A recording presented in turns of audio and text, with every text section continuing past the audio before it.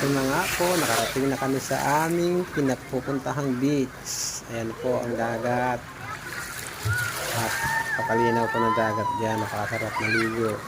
Ito yung bangka namin. Start na kami maligo. Ayan po, tampisaw po muna tayo. Linaw po ng dagat dyan mga idol. Ano niya po kung gaano kalinaw ang dagat dyan. Ito yung bangka namin. Ayan po, may naliligo naman. Samahan namin yung iba.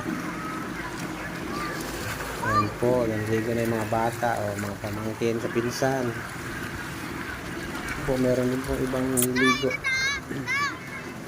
Mga kabarangay lang po din namin yan. Ayan niya po, ayun po, cottage. Yun, may mamahabang tulay. Yun, yun na. Mga bata tuwan-tuwa naliligo. Mga pamangkin. Yun po yung cottage namin. Maganda po ng buwan.